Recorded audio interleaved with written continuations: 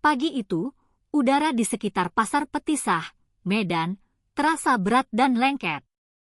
Campuran aroma durian yang menyengat, asap knalpot dari angkot-angkot yang berhenti sembarangan, dan bau amis dari lapak ikan basah menciptakan sebuah simfoni bau yang khas bagi kota ini.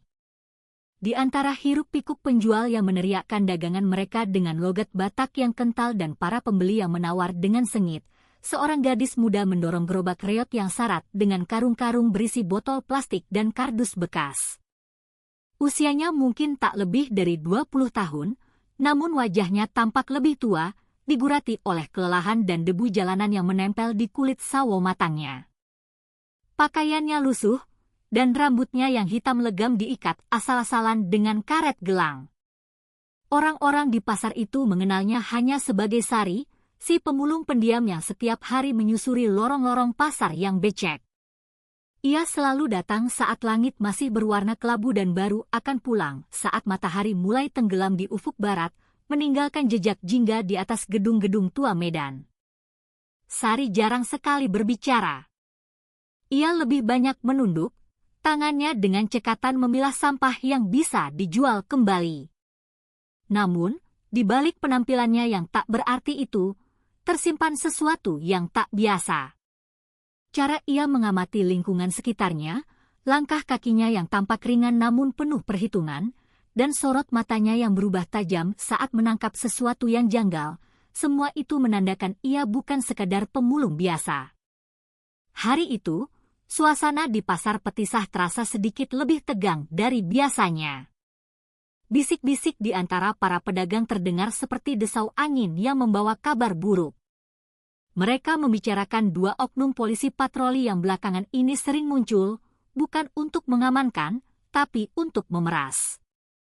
Semalam si Lae Pangaribuan kena palak 100.000. Katanya lapak duriannya terlalu maju ke jalan, bisik seorang ibu penjual bumbu giling kepada temannya. Padahal cuma digeser sedikit karena ada got mampet, timpal yang lain dengan suara pelan, matanya waspada menatap sekeliling. Sari, yang sedang jongkok tak jauh dari mereka, mendengar setiap kata dengan jelas. Ia pura-pura sibuk mengikat tumpukan kardus, namun telinga dan pikirannya merekam segalanya. Dalam benaknya, wajah kedua polisi itu sudah terpatri dengan jelas, Bribka Tumpal dan Bribtu Gultom. Dua nama yang dalam beberapa minggu terakhir menjadi momok bagi para pedagang kecil di pasar itu.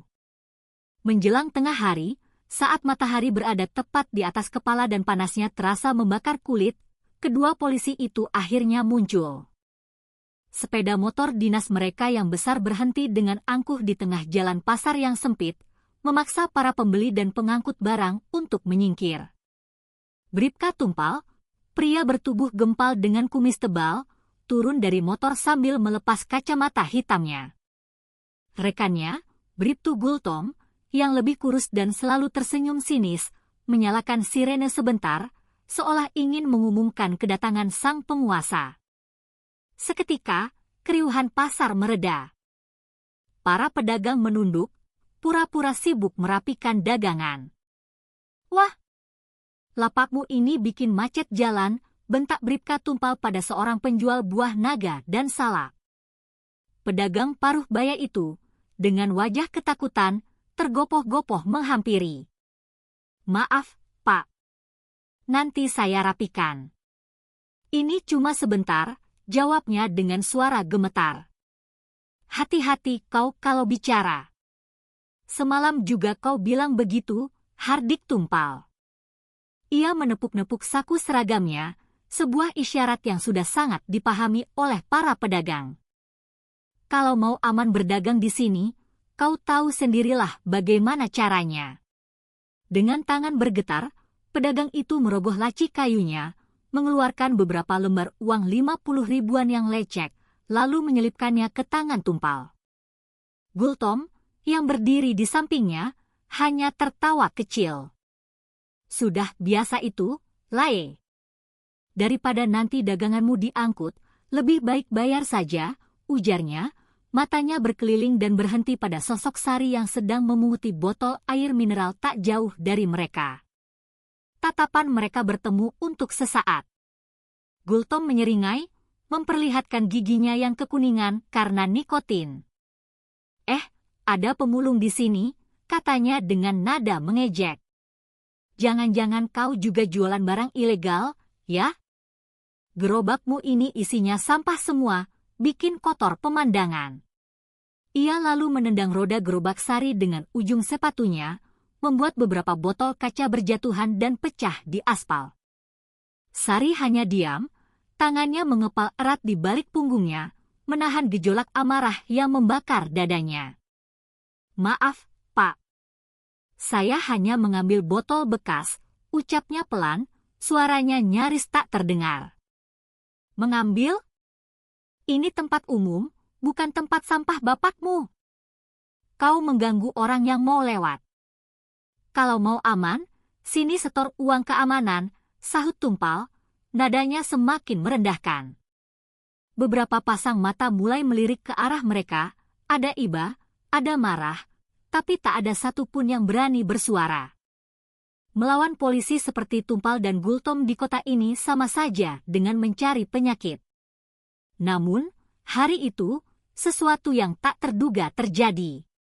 Sari mengangkat kepalanya, menatap lurus ke mata kedua polisi itu.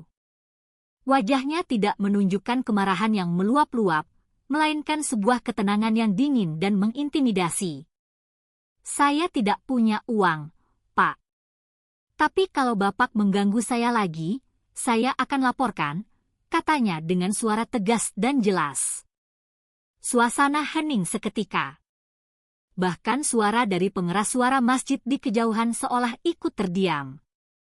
Gultom tertawa terbahak-bahak, seolah baru mendengar lelucon paling lucu di dunia. Laporkan?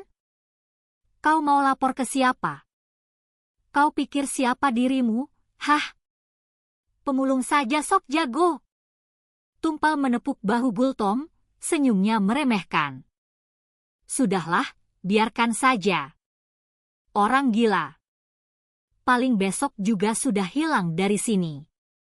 Keduanya lalu naik ke motor mereka dan pergi sambil tertawa, meninggalkan Sari yang kembali menunduk ke gerobaknya. Namun, di balik wajah tenangnya, ada sesuatu yang telah berubah. Itu bukan lagi wajah seorang gadis lemah yang pasrah pada nasib, melainkan wajah seorang pemburu yang sedang mengukur setiap langkah mangsanya.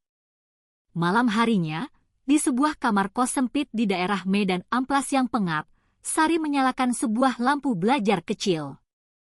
Ia membuka tas kain bututnya, mengeluarkan sebuah ponsel pintar yang layarnya sedikit retak namun masih berfungsi dengan baik. Jari-jarinya dengan cepat membuka sebuah aplikasi pesan terenkripsi. Di layar muncul percakapan dengan kontak bernama Komandan Harahap. Komandan, target sudah terpantau, ketik Sari. Balasan datang beberapa detik kemudian. Bagus, Sari. Dua oknum sering memeras pedagang. Lokasi, Pasar Petisah. Sari mengetik lagi. Sudah. Kelakuan mereka sangat meresahkan. Saya butuh perintah selanjutnya. Pastikan mereka tertangkap basah. Tapi jangan gegabah, jangan buat keributan dulu. Kita butuh bukti yang tak terbantahkan, balas Komandan Harahap. Siap. Saya akan tunggu waktu yang tepat. Sari menatap layar ponsel itu lama sebelum menyimpannya kembali ke dalam tas. Ia menarik napas dalam-dalam, merasakan sesak di dadanya. Semua yang dilakukannya selama 3 bulan terakhir, menyamar sebagai pemulung, hidup di antara kaum papa, menahan lapar dan hinaan, bukanlah karena takdir yang kejam, melainkan sebuah tugas negara. Ia adalah Sersan Sari Boru Siregar, anggota Intel Wanita dari Satuan Khusus Profesi dan Pengamanan, Propam, yang ditugaskan untuk menyusup dan membongkar jaringan pungutan liar di tubuh kepolisian itu sendiri. 3 bulan ia hidup dalam identitas palsu, merasakan langsung bagaimana rasanya menjadi orang kecil yang tak berdaya. Malam itu, ia tahu penyamarannya akan segera berakhir. Ia hanya butuh satu kesempatan lagi, satu momen di mana kedua oknum itu lengah dan menunjukkan keserakahan mereka di depan mata kamera tersembunyinya. Keesokan paginya, pasar Petisah kembali hidup dengan denyutnya yang biasa. Namun bagi Sari, hari itu adalah hari yang berbeda. Ia tidak lagi sekadar memungut sampah. Di balik jaket rombeng yang dikenakannya, tersembunyi sebuah kamera seukuran kancing baju dan alat komunikasi mini yang terhubung langsung dengan timnya yang bersiaga di dalam sebuah mobil Avanza hitam tanpa plat yang diparkir beberapa blok dari pasar. Ia tahu, Tumpal dan Gultom pasti akan datang lagi. Kebiasaan buruk, sama seperti kecanduan, sulit untuk dihentikan. Dan benar saja, sekitar pukul 11 siang, deru motor polisi yang familiar kembali terdengar. Bribka Tumpal dan Bribtu Gultom datang dengan gaya yang sama persis seperti kemarin. Kacamata hitam, dada dibusungkan, dan sikap seolah merekalah pemilik pasar. Mereka berhenti tepat di depan lapak pedagang buah yang kemarin mereka palak. "Wah, mana setoranmu hari ini?" bentak Tumpal tanpa basa-basi. Pedagang itu gemetar, wajahnya pucat pasi. "Pak, kemarin kan sudah saya beri 100.000, jawabnya memelas. 100.000 kau bilang? Untuk kami berdua? Kau pikir kami ini pengemis? Gila kau, sahut Gultom, matanya melotot. Sari mengamati semuanya dari kejauhan, tangannya sedikit bergetar menahan emosi. Ia menyentuh dada jaketnya, memastikan lensa kamera kecil itu mengarah tepat ke sumber suara dan gambar. Semua harus terekam dengan sempurna. Lalu, sesuatu yang tidak pernah diduga oleh siapapun terjadi. Sari mendorong gerobaknya perlahan, mendekati keributan itu dengan langkah yang tenang dan mantap. "Pak, jangan ganggu pedagang itu," katanya dengan suara datar. Tumpal menoleh, matanya menyipit sinis. "Loh, kau lagi?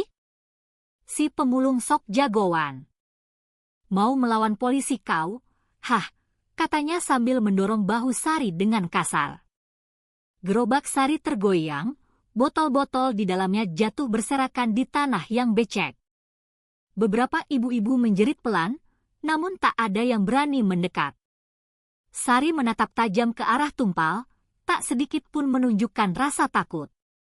"Sudah saya bilang, jangan ganggu mereka," ulangnya. Kali ini, nadanya terdengar sangat dingin, berbeda dari suara pemulung yang ia gunakan kemarin. Gultom tertawa mengejek. "Atau apa? Kau mau lapor ke siapa? Presiden?" Sari tidak menjawab dengan kata-kata. Tangannya perlahan masuk ke dalam saku jaketnya. Dari dalamnya, ia mengeluarkan sesuatu yang membuat wajah kedua polisi itu pucat seketika. Bukan pisau atau batu, melainkan sebuah pistol Glock kecil berlisensi, yang moncongnya kini diarahkan tepat ke wajah Bribka Tumpal. Para pedagang dan pembeli di sekitar mereka terpaku. Suasana pasar yang biasanya riuh rendah mendadak menjadi sunyi senyap, seolah waktu berhenti berputar. Tumpal membeku, wajahnya yang tadi sangar kini pucat seperti mayat. "Kau? Siapa kau sebenarnya?" tanyanya tergagap. Sari menatap lurus, sorot matanya tajam menusuk. "Nama saya Sersan Sari Boru Siregar. Intel Propam. Dan kalian berdua, resmi saya tangkap atas dugaan pemerasan dan penyalahgunaan wewenang." Gemuruh kecil terdengar dari kerumunan. Beberapa pedagang spontan bersorak pelan, yang lain menutup mulut tak percaya.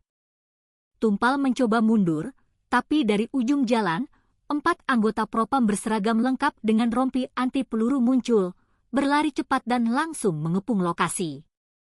Bribtu Gultom, melihat situasi genting, mencoba melarikan diri. Namun Sari, dengan gerakan yang sangat cepat, menendang gerobaknya hingga menabrak kaki Gultom. Ia tersungkur, dan dalam hitungan detik, tangannya sudah diborgol dari belakang. Wajah Tumpal merah padam menahan malu dan amarah. "Sialan! Jadi kau menyamar selama ini? Sari menatapnya dingin. Betul.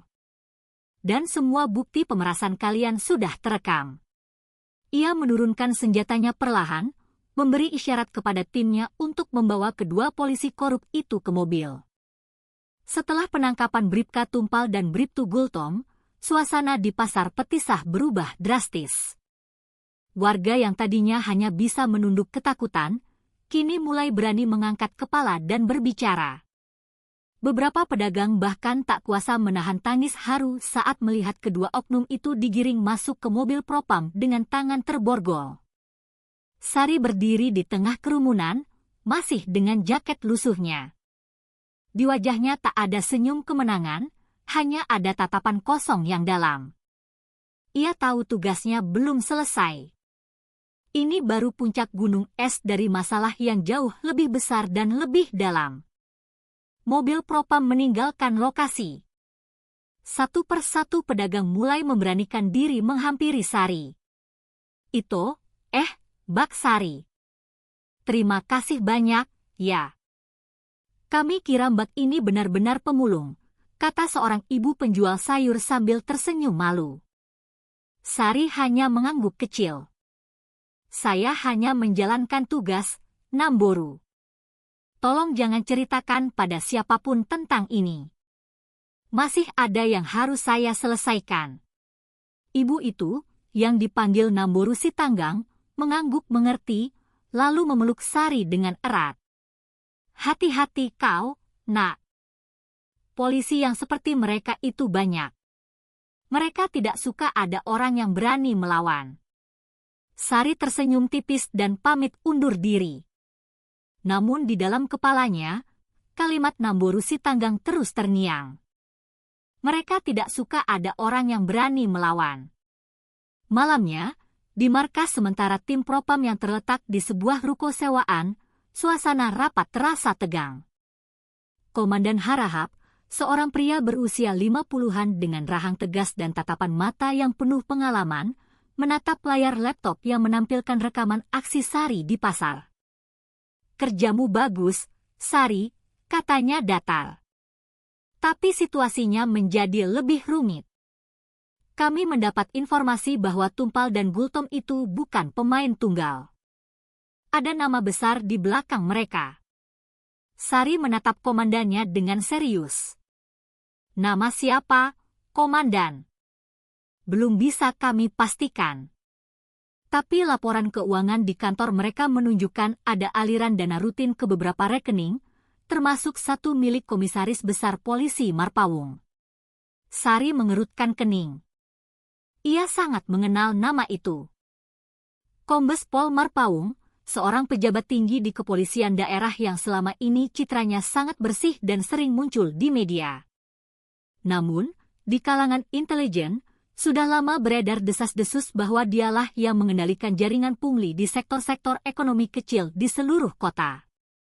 Kalau dugaan ini benar, lanjut Komandan Harahap, maka kau baru saja mengusik sarang lebah. Dan mereka pasti akan mencarimu sekarang. Sari terdiam sejenak. Ia tahu risiko ini sejak awal. Tapi mendengar nama sebesar Marpawung disebut, perasaannya menjadi campur aduk. Apa langkah kita selanjutnya, Komandan? Kau diperintahkan untuk istirahat dulu. Kami yang akan mengambil alih penyelidikan lanjutan. Sari menatapnya, nada tidak setuju terdengar jelas dalam suaranya. Dengan hormat, Komandan, saya tidak bisa berhenti sekarang. Saya sudah terlalu dalam di lapangan. Para pedagang itu percaya pada saya. Ini perintah, Sari, potong Komandan Harahap dengan tegas. Kami tidak mau kau menjadi target. Kau paham? Sari akhirnya mengangguk pelan, meski hatinya berontak. Ia tahu, ia tidak akan bisa diam dan hanya menunggu. 2 hari kemudian, Sari kembali ke kamar kosnya di Tambun. Ia mencoba menjalani hari seperti biasa, beristirahat sambil menunggu kabar. Namun, sejak subuh, perasaannya tidak enak. ada sesuatu yang aneh. 2 kali ia melihat sebuah sepeda motor RX King hitam tanpa plat nomor berhenti tak jauh dari gang masuk kosnya. Pengendaranya hanya duduk sambil merokok dan mengamati. Saat malam tiba, ia mendengar suara langkah kaki di gang belakang. Instingnya langsung waspada. Sari mematikan lampu, merayap mendekati jendela, dan mengintip dari celah gorden yang usang. 2 pria berbadan tegap berpakaian sipil berdiri di depan rumah kosong di seberang jalan, berbicara pelan sambil mengisap rokok. Dari gerak-gerik mereka, Sari tahu mereka bukan warga sekitar. Ia menarik napas dalam-dalam, mengambil pistol kecilnya dari laci lemari, lalu menyelipkannya ke pinggang celana. Ini bukan sekadar perasaannya. Ia sedang diburu. Tepat pukul 11 malam, saat ia hendak mematikan ponsel, sebuah pesan masuk dari nomor tak dikenal. Isinya singkat namun mengerikan. Kau pikir bisa bermain bersih di sarang yang kotor? Kami tahu siapa kau, Nona Intel. Bulu kuduknya meremang. Belum sampai semenit, terdengar suara kaca jendela belakang pecah berderai. Tanpa pikir panjang, Sari langsung berguling ke lantai, mengambil posisi siaga di balik dipan. 2 bayangan hitam terlihat melompat masuk ke halaman belakang. Cari dia! Jangan sampai lolos, terdengar suara seorang pria memberi perintah. Sari merayap dalam gelap menuju pintu belakang, menunggu dengan napas tertahan. Begitu satu bayangan melintas di depan dapur, ia menghantamnya dengan gagang pistol tepat di tengkuk. Pria itu jatuh tersungkur tanpa sempat bersuara. Rekannya, mendengar suara gaduh, langsung menembak 2 kali ke arah dapur. Peluru menembus dinding triplek, membuat serpihan kayu beterbangan. Sari tak punya pilihan selain lari ke ruang depan, melompat keluar melalui jendela, dan berlari menyusuri ganggang sempit yang gelap. Timnya sebenarnya bersiaga beberapa blok dari sana, tapi ia tak bisa menghubungi mereka. Ponselnya tertinggal di meja dapur. Ia berlari tanpa suara, kakinya yang lincah membawanya melewati lorong-lorong sempit di antara rumah-rumah padat penduduk. Ia berhenti di depan sebuah musyala kecil. Di sana, seorang kakek penjaga musyala yang sudah mengenalnya sebagai pemulung langganan, membuka pintu. Sari? Kenapa kau lari-lari malam-malam begini, nak? Sari hanya berbisik, napasnya terengah-engah. Tolong, Kek. Matikan semua lampu. Jangan keluar. Ada orang yang mencari saya. Kakek itu, meski bingung, mengangguk tanpa banyak bertanya. Sari bersembunyi di ruang wudhu wanita di belakang, menahan napasnya. Dari luar, terdengar suara motor berhenti. Cek arah musyala. Aku yakin dia lari ke sini. Sari menggenggam pistolnya erat-erat. Ia tahu, jika mereka menemukannya di sini, ini bisa menjadi akhir dari segalanya. Namun, entah dari mana, tiba-tiba terdengar suara sirene polisi yang meraung-raung dari kejauhan. Orang-orang yang mengejarnya terdengar panik. Cepat mundur! Ada patroli datang! Langkah kaki mereka terdengar menjauh dengan tergesa-gesa. Beberapa menit kemudian, setelah suasana kembali hening, Sari baru berani keluar. Kakek penjaga musyala menatapnya dengan cemas. Nak, kau ini sebenarnya siapa? Sari menatapnya dengan senyum lelah. Hanya orang yang sedang mencari keadilan, Kek. Keesokan paginya, dari sebuah warung internet tua yang pengap, Sari menghubungi Komandan Harahap. Komandan, mereka sudah tahu identitas saya. Saya diserang semalam. Suara di seberang terdengar khawatir. Kau aman? Untuk sementara, ya. Tapi kita harus bergerak cepat. Kalau benar Kombes Marpawung ada di balik ini, saya bisa membantu mendapatkan bukti yang lebih besar. Jangan gegabah, Sari. Kami sedang mengumpulkan tim khusus. tunggu perintah. Namun, Sari tak bisa lagi hanya menunggu. Ia telah berhasil mendapatkan rekaman suara dari ponsel Bribka Tumpal yang disita oleh tim Propam. Saat diperiksa, ada satu pesan suara dari nomor pribadi yang suaranya sangat ia kenali dari berita-berita di televisi. Jangan khawatir, kirim saja setoran itu ke rekening biasa. Urusan pedagang-pedagang kecil itu biar saya yang tangani.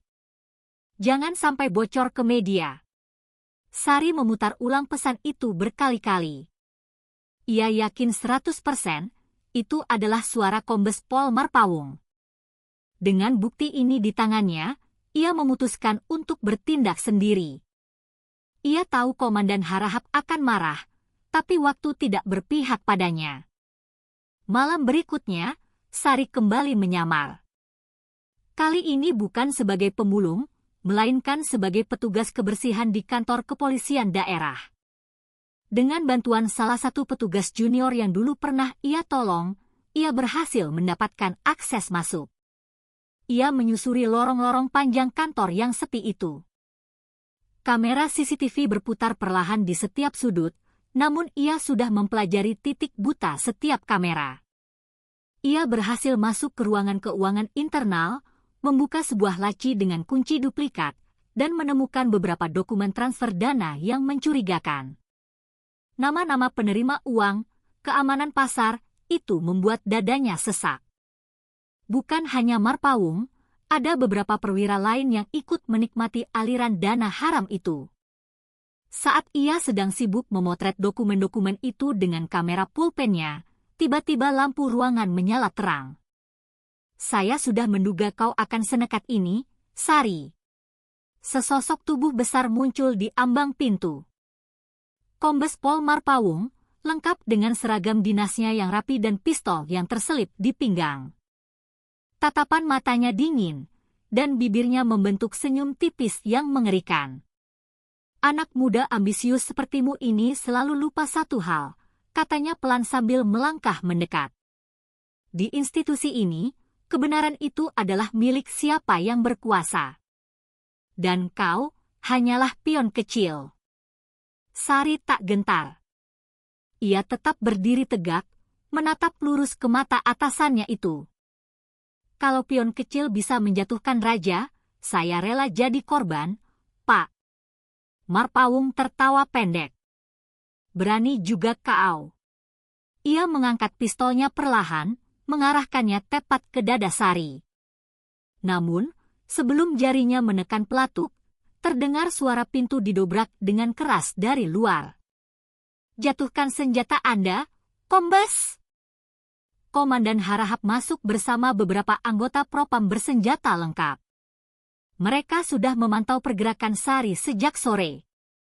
Rupanya, Sari sempat mengirimkan sinyal darurat melalui alat komunikasi tersembunyi di jam tangannya. Marpawung terkejut dan mencoba melawan, tapi satu tembakan peringatan ke langit-langit membuatnya menyerah. Sari, kau ini gila, tapi luar biasa, kata Komandan Harahap sambil menepuk bahu Sari yang gemetar. Subuh itu, kota Medan masih diselimuti kabut tipis. Udara lembab menyelimuti aspal dan atap-atap rumah warga.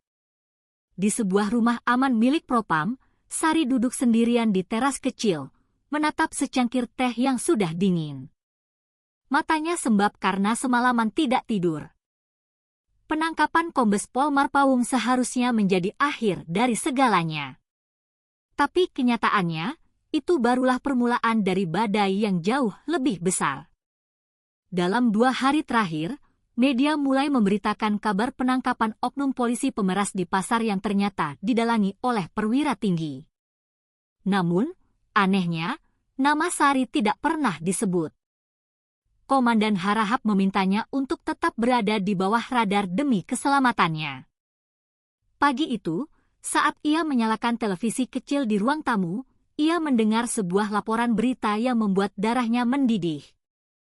Menurut sumber kepolisian, insiden di kantor Polda terkait dugaan pelanggaran administrasi internal. Belum ada bukti kuat yang menunjukkan keterlibatan pejabat tinggi.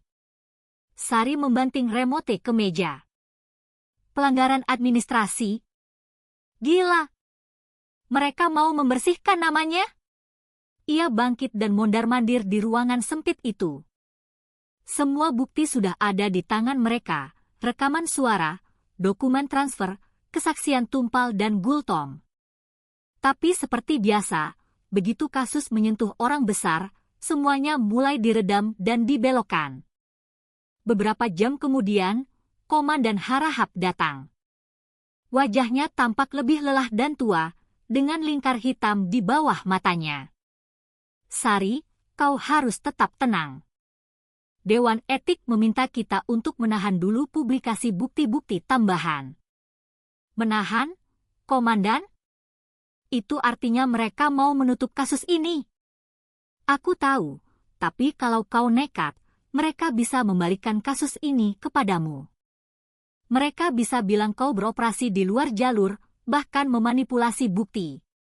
Sari menatapnya dengan tatapan getir. Jadi, kita biarkan saja mereka membersihkan nama mereka sendiri dan mengorbankan kita. Komandan Harahap menghela napas panjang. Terkadang, untuk membersihkan lumpur, kita harus sabar menunggu airnya tenang dulu. Tapi Sari tidak mau menunggu. Ia tahu setiap jam yang terlewat berarti bukti bisa dihilangkan, saksi bisa dibungkam, dan kebenaran bisa dikubur selamanya. Malam itu, Sari kembali membuka laptopnya. Ia masih menyimpan salinan semua data di sebuah flash disk cadangan. Ia tahu satu-satunya cara agar kebenaran ini terungkap adalah dengan membocorkannya ke publik. Tapi ia tidak bisa melakukannya sembarangan. Ia menghubungi seseorang melalui pesan terenkripsi. Saya punya data soal korupsi di tubuh kepolisian, tapi harus disiarkan dengan bukti visual, tulisnya. Orang di seberang menjawab, siapa Anda? Sebut saja saya saksi kebenaran. Orang itu adalah Bara, seorang jurnalis muda independen dari sebuah media online yang dikenal berani dan tidak bisa dibeli. Sari sudah memantau rekam jejak Bara sejak lama. Mereka sepakat untuk bertemu keesokan malamnya di sebuah kedai kopi tua di dekat Terminal Pinang Baris. Hujan turun deras malam itu. Sari datang mengenakan jaket hoodie hitam dan topi. Kedai kopi itu sepi. Bara sudah duduk di pojok, di depannya ada laptop dan kamera kecil. Tanpa banyak basa-basi, Sari duduk dan meletakkan sebuah flash disk di atas meja. Di situ semua buktinya. Transfer uang, rekaman suara, sampai video penangkapan. Bara menatapnya serius. Kalau ini benar, kau sadar apa risikonya? Saya tahu. Tapi kalau kebenaran hanya disimpan, sama saja dengan kebohongan. Bara membuka file pertama. Wajahnya langsung berubah tegang. Ia melihat video Marpaung menandatangani slip transfer dan mendengar rekaman suaranya dengan jelas. Kirim ke rekening biasa. Jangan bocor ke media. Ia menutup laptopnya perlahan. Aku janji, ini akan terbit. Tapi kita harus sangat hati-hati. Mereka pasti sudah memantaumu. Saya sudah siap sejak awal, jawab Sari. Namun, tanpa mereka sadari, dari kejauhan, dua pria berpakaian sipil mengawasi kedai kopi itu dari dalam sebuah mobil kijang gelap. Salah satunya berbicara melalui radio kecil, target sudah bertemu dengan kontak. Tunggu perintah selanjutnya. Begitu pertemuan selesai, Sari berpisah dengan Bara. Namun, baru beberapa meter ia berjalan, ia mendengar suara mesin mobil mendekat dengan cepat. Lampu sorot yang menyilaukan menyorot punggungnya.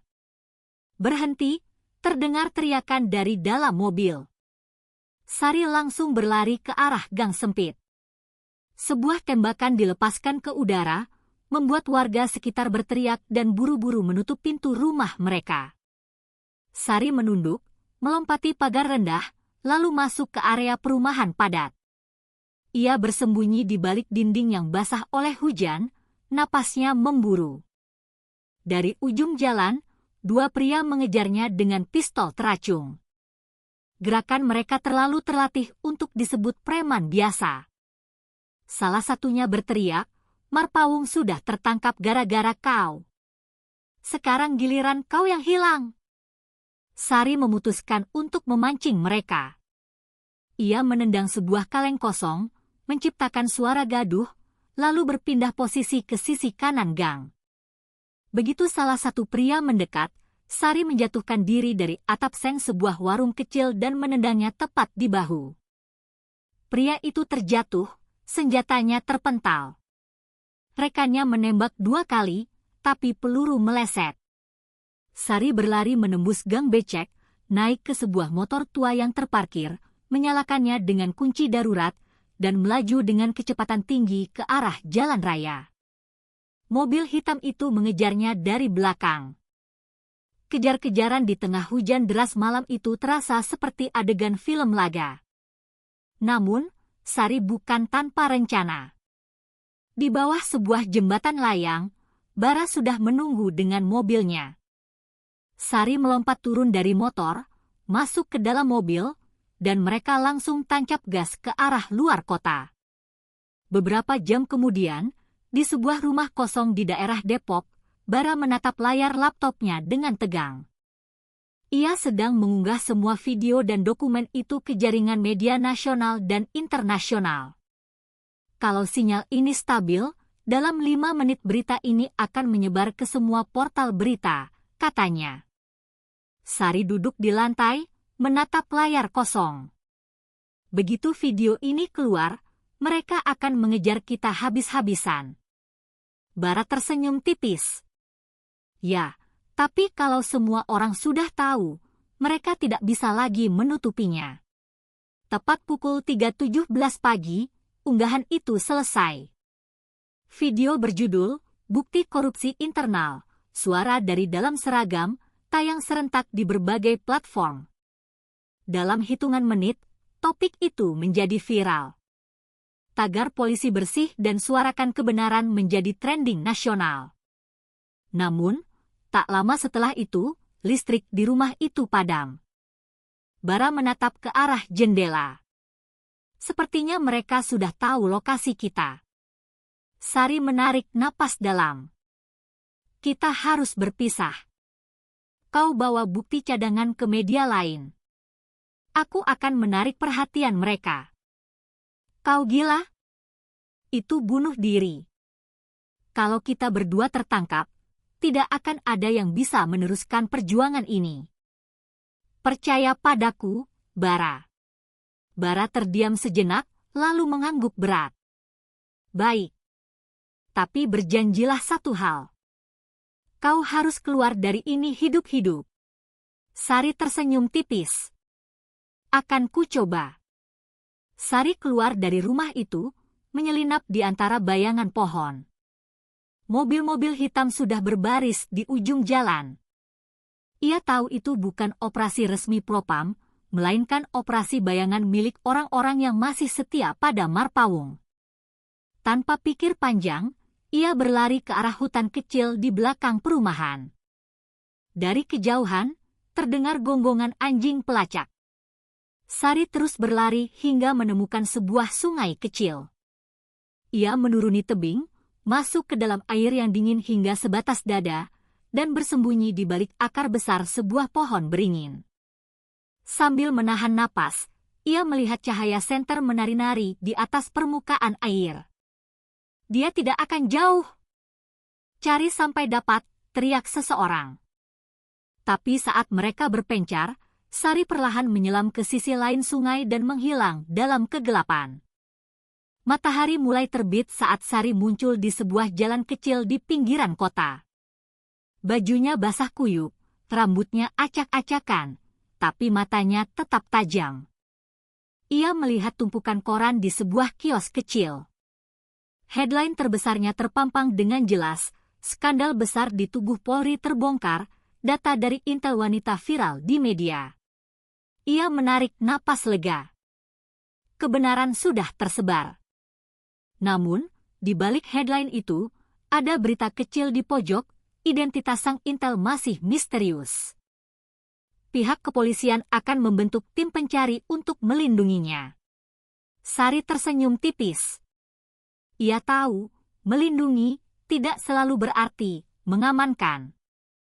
Tapi untuk pertama kalinya, ia merasa perjuangannya tidak sia-sia. Ia menatap matahari yang mulai muncul dari balik gedung-gedung. Mereka boleh punya seragam, tapi rakyat punya mata, gumamnya pelan. 3 hari setelah berita besar itu meledak, suasana negeri berubah. Di televisi, di warung kopi, di media sosial, semua orang membicarakan tentang intel wanita misterius yang berani membuka borok di tubuh kepolisian. Tapi di balik gegap gempita itu, Sari hidup dalam bayang-bayang. Ia berpindah dari satu tempat ke tempat lain, kadang tidur di rumah kosong, kadang di musyola kecil. Rambutnya kini ia potong pendek agar tak mudah dikenali. Malam itu, ia bersembunyi di rumah tua milik Namboru Sitanggang, ibu penjual sayur yang dulu menaruh iba padanya di pasar. Sari, makan dulu, nak. Jangan cuma minum teh. Wajahmu pucat sekali, kata Namboru Sitanggang sambil meletakkan sepiring nasi dengan sambal teri. Sari tersenyum kecil. Terima kasih, Namboru. Saya tidak apa-apa. Negeri ini aneh, ya. Orang jahat malah dilindungi, orang jujur malah diburu, gumam perempuan tua itu pelan sambil menatapnya iba. Sari hanya terdiam. Di Jakarta, Komandan Harahap sedang menghadapi sidang etik internal. Bapak mengizinkan seorang anggota melakukan operasi tanpa izin tertulis dan menyebabkan rusaknya nama institusi, ujar salah satu pejabat tinggi dengan nada dingin. Komandan Harahap menjawab tenang. Yang rusak bukan nama institusi, Pak. Tapi hati manusianya. Kalau institusi ini takut pada kebenaran, kita sudah kalah sebelum bertarung. Ruangan itu hening. Sementara di luar gedung, ratusan mahasiswa berdemo membawa poster bertuliskan, bersihkan institusi, lindungi Sari. Sore itu, Sari berjalan sendirian di pematang sawah, mencoba mencari sinyal. Tiba-tiba, 2 motor melaju ke arahnya. Sendirian saja, Nona Intel, kata salah satunya. Belum sempat Sari menjawab, tembakan pertama dilepaskan. Sari berguling ke parit kecil. Ia membalas tembakan, salah satu penyerang jatuh. Saat ia memeriksa identitasnya, ia menemukan lencana polisi kecil yang disembunyikan di balik jaket. Mereka orang dalam. Malamnya, ia berhasil menghubungi Komandan Harahap. Komandan, saya diserang lagi. Mereka orang kita sendiri. Aku tahu, Sari. Ada faksi di dalam yang masih setia pada Marpawung. Mereka mau balas dendam. Kau harus tetap bersembunyi sampai ada panggilan resmi. Saya lelah, Komandan. Lelah bersembunyi, lelah diserang oleh orang yang seharusnya berada di pihak saya. Suara Komandan melembut. Aku tahu, nak. Tapi kau sudah melakukan sesuatu yang besar. Percayalah, semua pengorbanan ini tidak akan sia-sia. Kalau suatu saat kau tidak bisa lagi memakai seragam itu, ingatlah. Kebenaran tidak butuh pangkat. 3 hari kemudian, sebuah berita mengejutkan muncul di televisi. Kombes Pol Marpawung dinyatakan meninggal dunia akibat serangan jantung di ruang tahanan. Sari menatap layar tanpa ekspresi. Ia tahu apa artinya itu. Kasus akan ditutup perlahan. Marpawung tidak mati karena sakit, ia dibungkam. Namun, di saat yang sama, media juga menyiarkan berita lain. Pemerintah resmi membentuk tim reformasi kepolisian, terinspirasi dari keberanian seorang intel wanita yang menolak tunduk pada ketidakadilan. Air mata Sari akhirnya jatuh. Bukan karena sedih, tapi karena perjuangannya akhirnya membuahkan hasil. Beberapa bulan kemudian, suasana pasar Petisah sudah berbeda. Tak ada lagi polisi arogan, tak ada lagi pedagang yang ketakutan. Di antara keramaian, seorang perempuan muda dengan rambut pendek dan pakaian sederhana berjalan sambil tersenyum pada para pedagang. Bak Sari, seru Namboru si Tanggang. Sari menoleh dan tersenyum. Lama tidak kesini ya, Namboru.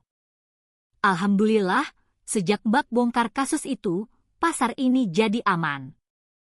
Tidak ada lagi yang memalak, kata si ibu dengan haru. Sari hanya mengangguk, lalu membeli beberapa ikat sayur dan berjalan pergi. Ia tak lagi memakai seragam, tak lagi membawa senjata, tapi matanya masih menyimpan ketegasan yang sama. Sore itu, Sari duduk di tepi sungai yang dulu menjadi tempat pelariannya. Ia menulis sesuatu di buku kecil yang selalu dibawanya. Keadilan bukan tentang menang atau kalah, tapi tentang memilih untuk tetap berdiri di tempat yang benar, bahkan ketika semua orang menyuruhmu untuk diam. Langit perlahan berubah jingga. Mungkin ia tak lagi menjadi bagian dari institusi yang dulu ia bela, tapi di dalam hatinya, ia tahu ia masih menjalankan sumpahnya, menegakkan kebenaran, apapun risikonya. Di sebuah sudut pasar Petisah, di tembok kecil dekat tempat sampah, seseorang telah menulis dengan